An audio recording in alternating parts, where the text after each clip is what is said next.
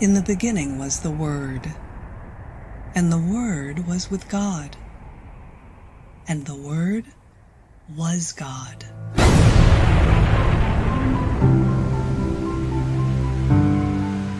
In many cultures and religions around the world, sound plays a prominent role in our cosmic creation.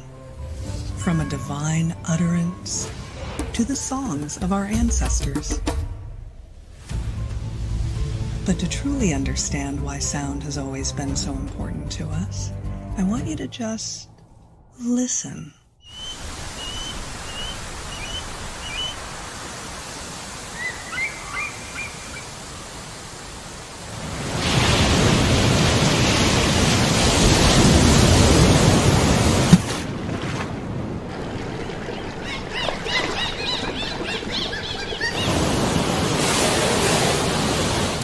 Sound surrounds us. It permeates every cell in our bodies. It has the power to manipulate molecular structure, to see where our eyes cannot, and most importantly, to heal us. Beautiful. Good job. Sound has been used for a long time in medicine. One of the most common imaging techniques is ultrasound. It's very non-invasive and there's not radiation associated with it. So we're looking at sound that's going in and it's bouncing back so we can get a picture of what's going on. There's also therapeutic ultrasound that we can use for muscle pains, injuries, and potentially mechanically to break down adhesions and things a little bit.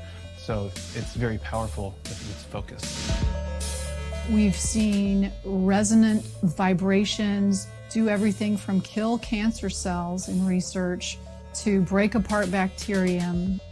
We are made of membranes that resonate, and if you combine the right frequencies of sound, we won't have to cut things out of people. We might be able to use sound and that sort of thing instead.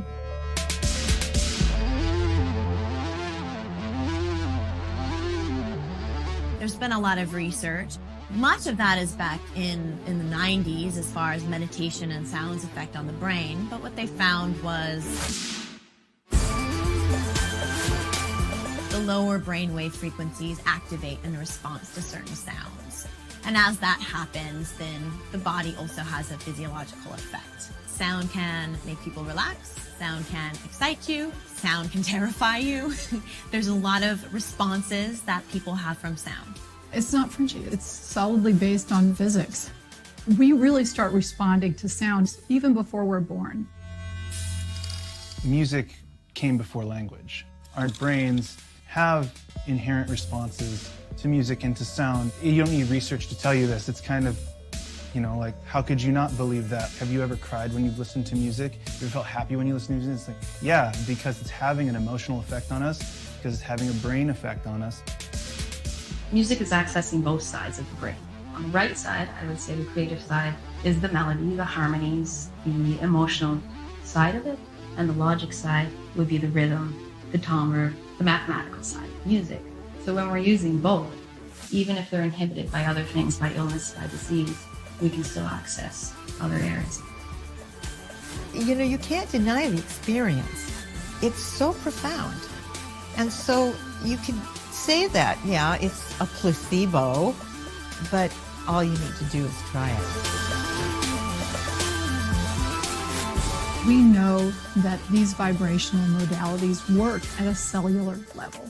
And so it's natural to try and look for ways that we can use sound to affect people's health. And now we're starting to see an explosion, actually, of these wonderful new kinds of therapies that involve things like sound to alter us at a chemical level. A brave new world of stimulating vibrations and transformative audio are revolutionizing how we treat mental health, physical dis-ease, and emotional trauma. What we do for sound therapy is that we just basically play music on your body, and it just makes you feel better. I very much believe in the healing power of sound and music. I think it's where everybody can find themselves peace. These visionaries are accredited music therapists assisting memory recall in Alzheimer's and dementia patients, artists spreading positive messages to uplift audiences and explore their own psyche, yoga instructors balancing mind and body through sacred sound instruments, and spiritualists providing the tools and safe space to delve within and pursue inner enlightenment. We're just bombarded with toxic information, toxic food, toxic water, toxic air. We can't escape it. And I think that that builds up imbalances in the body. It can build up stress. It can create dis-ease. In our society, it's almost like people are taught to kind of repress their emotions. You know, you got to stay together. I think that's one of the great things about sound therapy, is because somehow you have permission in that sacred space, or that calmness, that serenity, to kind of surrender those emotions. The body is designed to heal itself. As you reach a state of relaxation, it's like you're giving the body a chance to turn on its innate healing abilities.